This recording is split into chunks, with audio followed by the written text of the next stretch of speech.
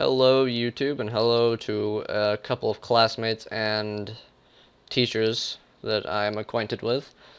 This video is going to be explaining the art of DDoSing, and as you can see, I've already basically done this video many times because I can't get my lines right. So let's get started. To kind of begin it off, I'm gonna go ahead and tell you that I'm running this on a Windows machine. If you're wondering how I got Backtrack on a Windows machine, just kind of come up to me in class, or if you want to ask me in the comments section below, you can, and I will tell you exactly word for word how to get this program on a Windows computer. And I'm going to also be using Windows Task Manager to monitor the network, and I'm going to be using Command Prompt for a little bit of a demonstrative purpose. So to start off, we're going to run an ipconfig command in the command window.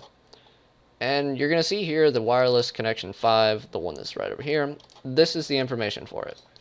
These are the IPv4 and the local IPv6 address.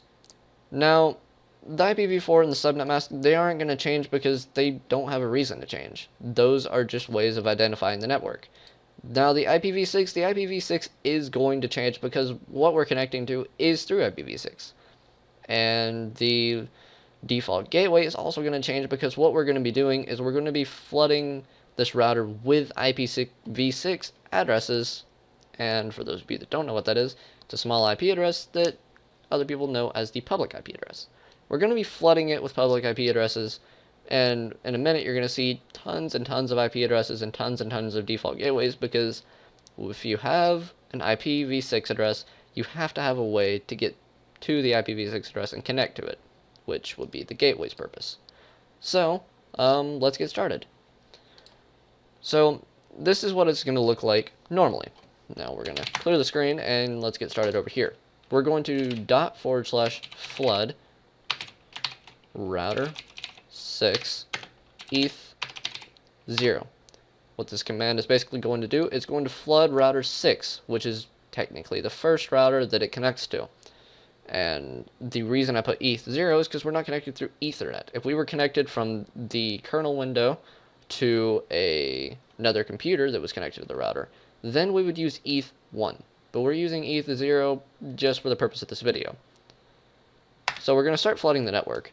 And you'll see over here on this side, if we start refreshing it a little faster, you're going to see that the network kind of starts bumping around a little bit. And even the virtual host only network, it even bumps around a little bit because it's having to send a good bit of data to the network. And in just a second, the network will pretty much go offline. I'm not going to kind of wait to that long because I don't really want to damage my own router. So we're going to stop it. As you can see, for as long as that went on, it kind of bumped the network around enough to show that it did hurt a couple things.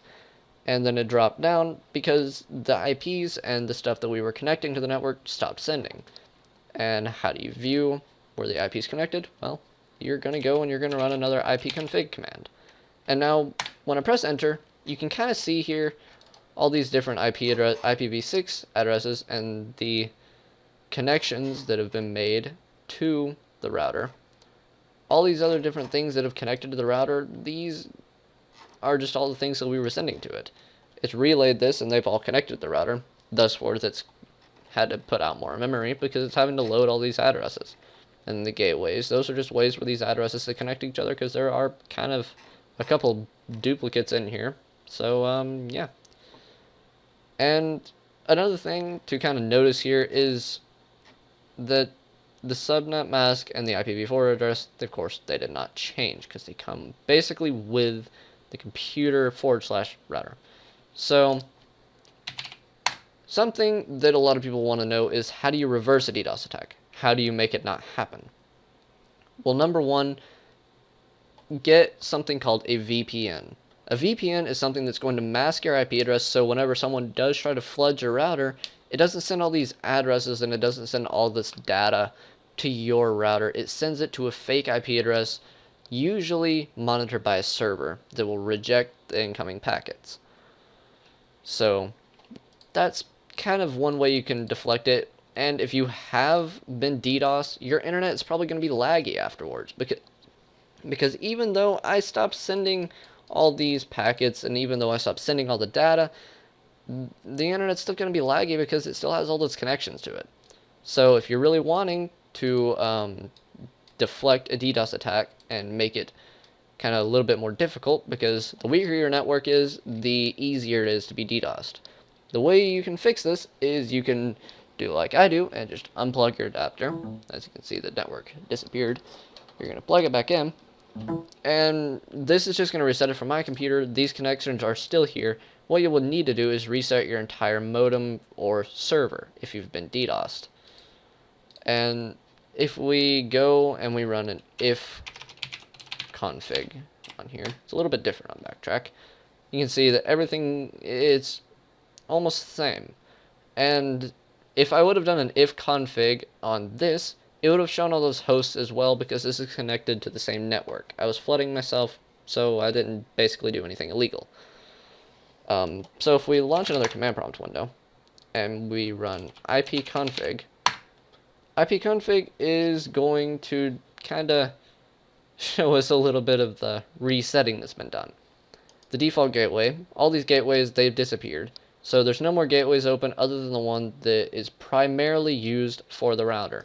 The IPv6 address, it's now remaining the same.